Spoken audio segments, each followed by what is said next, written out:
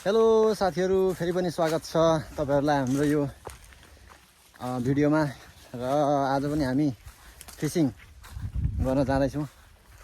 हामी यो देउने र मेचीको के भन्छ दोभानतिर हामी फिसिङ गर्नको लागि जाँदैछौँ। अहिले फेरि पनि हामी तीनजना हो, हाम्रो सुमन अङ्कल, राजु भाइ अनि म, तीन भाइ भएर चट्टासँगले माछा दरै सेतो माछा ल्याउने भनेर आज चाहिँ हामी दोभानतिर गयौँ। हिजो अस्ति योभन्दा अगाडि चाहिँ हामी माथि जङ्गलतिर गएको, साह्रै दुःख मात्र पाइयो, खासै मजा आएन। ए यो उखुबारी छ नि हाम्रो, यो त अनि फाल्टै छ नि यहाँ। उखु चाहिँ मजाले गोडिरहेको छ गाउनु चाहिँ दाइहरूले। खानु मन पऱ्यो भने एक दुईवटा मागेर खाँदा पनि दिइहाल्छ, तर मागेर खानु पऱ्यो, चोरुन चाहिँ भएन होइन, भएको कुरो हो। अनि अस्ति 10 केजी माछा ल्याउँछु भन्ने मान्छेहरू यहीँ छ होइन। आज कति ल्याउने अरे? आज कति ल्याउने अरे? 50 किलो हुन्छ आज त फेरि। ठिक छ, यतिको चाहिँ हुनुपर्छ है, कन्फिडेन्ट होइन। ठिकै छ, अस्ति 3-4 माछा ल्याइयो, आज चाहिँ पक्कै पनि ल्याइन्छ है भन्ने आश गरेछु। किनभने यतातिर त माछा निकै हुन्छ क्या। डल्फिन पारिदिन्छौ? डल्फिन ल, तर म डल्फिन खाँदिनँ हौ आजभोलि अरे। आज पनि त्यही कहानी नदोहोरिएला भन्नु सकिँदैन, किनभने यहाँनिर झाडीहरू तपाईँहरू देख्दै हुनुहुन्छ कसरी हामी फाड्दै हिँड्दैछौँ होइन। अगाडि चाहिँ कहाँ जानु? यो त पोखै न त। होइन तिमी सक्छौ क्या। पहिला धर अनि म हेर्छु भने जस्तो गर्छु त। ल्याउ रहेछ मान्छे। हामी यतिखेर चारो खोज्नु हिँड्दैछौँ, पानी चारो, अलिक बालुवा भएको ठाउँ होइन। लेदो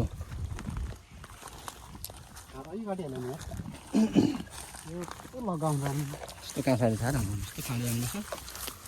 अलिअलि मेहनत र कष्ट भन्ने अवश्य हुन्छ होइन। तर यो सब ठुलो माछाको लागि हो क्या भाइ। फेरि माछालाई त फेरि म डोडो मार्छु नि। त्यहाँ सर्प लडेको जस्तो बटार्दै जाउँदा कस्तो ठुलो बाटो हुन्छ, गाडी त्यस्तो होइन ल, गाडी कुद्ने बाटो हुन्छ। सर्प लड यस्तो अरे डोडो कस्तो कुदाउनुपर्छ। यो चाहिँ हाम्रो बाध्यता भन्दा पनि रहर हो क्या, एकदमै ठुलो रहर होइन। हामीलाई यही गर्नु रहर छ नि त। यतिको दुःख नपाएर भइरहेको थियो क्या। बल्ल बल्ल यो खाले काँडाहरू घोचै यो खाले हिँडेहरू भोग्नु पाइयो, आनन्द शीतल होइन अङ्कल? भन्नु भएन त त्यसो भने, अघि त भनेन हौ त भाइले पनि त्यस्तो त दम भनेर हिँड्दैन।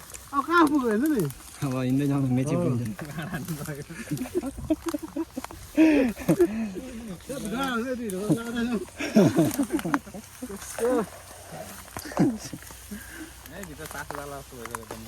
कस्तो गर्मी यार, भावना सिधै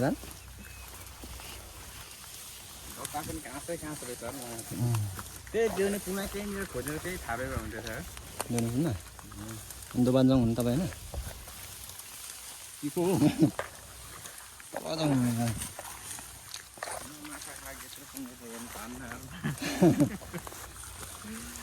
माछा भन्दा मेरो घर हो। त्यस्तो रहर त पर्व कसलाई नआउँछ भाइको अब भाइको, तर यो चाहिँ एकदम सही होइन नि, फेरि एकदम गलत उयो क्या। यताबाट हिँड्न न छेउ पाकेर मर्ने नभइसक्यो। ग्रेभी भयो पाकेर मऱ्यो भने खानु पनि मजा आउँछ नि त माछालाई। बल्ल बल्ल हामी दुःख गरेर होइन पानी चारो खोजेर आउँदैछौँ हामी, पानी चारो खोजेर माछाको लागि। अनि यता साथीभाइहरू चाहिँ यताबाट आउँदै हुनुहुन्छ। हामीले माछा पार्नुपर्ने खोला चाहिँ यही हो होइन। यो चाहिँ चट्टासँग नै हाम्रो, यो चाहिँ यता चाहिँ मेची पऱ्यो पारिपट्टि, त्यो बाँसकारीहरू देखेको चाहिँ मेची पऱ्यो, त्यहाँदेखि पारि इन्डिया हो। अनि यहाँ चाहिँ चट्टा देउने हो। यो चाहिँ देउने खोला गएर पर यहाँनिर गएर चाहिँ त्यो मान्छे हिँड्दै गरेको सिधा गएर चाहिँ त्यहाँ चाहिँ दोभान छ, त्यतातिर हामी अब बल्छी थाप्दै जाँदैछौँ। तपाईँहरूलाई हामी अवश्य देखाउँदैछौँ। यस्तै छ, कपडा भर्खरै होइन छ्याप्पै सबै भिजेको छ मेरो पनि। पानी चारो खोज्नु अलिक गाह्रो हुन्छ, ठाउँ हुन पाएर। ठाउँ हुँदा त मजाले भेटिन्छ अलि नगरीमै, तर यहाँ चाहिँ अलिक नभेटिएकोले गर्दाखेरि दुःख पाइयो। अलिक धेरै पानीमा डुब्की लाउनु पऱ्यो होइन, अलिकति मेहनत गयो, बल गयो, तर केही छैन, ठिकै छ, रमाइलो छ। मौसम पनि रमाइलो, सफा एकदम शीतल है, हावा दामी चलिरहेछ, शीतल छ, घाम पनि टक्क छैन खासै, रमाइलो छ। अब हामी यसो बल्छीहरू यसो एसेम्बल गरेर चाहिँ चट्टा पानी सानी खाएर थाप्नेतिर लाग्छौँ है त। के छ अङ्कल, ठिक छ होइन? तर चट्टी दामी छ यार, कस्तो भनेको बाइक आउँछ भनेर कहाँ हौ? त्यो मान्छे त्यहाँ मान्छे आएर छैन त्यहाँ आउँथ्यो कि भाइ? अनि चारो कहाँ खोज्नु भन न? अरे यसरी आएको सामानले ठो राखिन्थ्यो, कम त गाह्रो हुन्छ भने जस्तो सजिलो हुँदैन नि त। यसो उयो हुन्छ। गाह्रो हुन्छ नि यहाँ मेरो भाइ। ठिक छ, त्यहीँ डुबेको म अघि।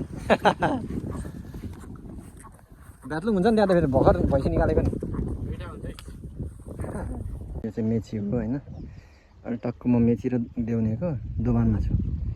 टक्क चुच्चो भयो, सट्टा सिधा यता देउने, अनि यतापट्टि चाहिँ मेची, यहाँदेखि पारि इन्डिया।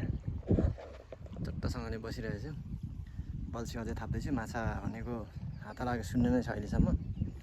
अहिले दिउँसोको 2 बजेको छ, हेरौँ के कति माछा पर्छ।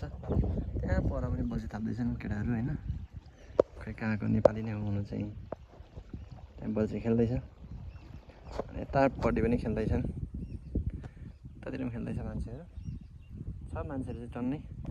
तर माछा के कति पर्छ पर्दैन हेर्दै जाउँ। अनि हाम्रो सोम साथीहरू चाहिँ, सोमहरू एकजना यता मेचीतिर छ, अनि एकजना यता देउनेतिर छ, हेर्दै जाउँ माछा कति पर्छ। अनि के छ अझैसम्म हेर्दै हुनुहुन्छ?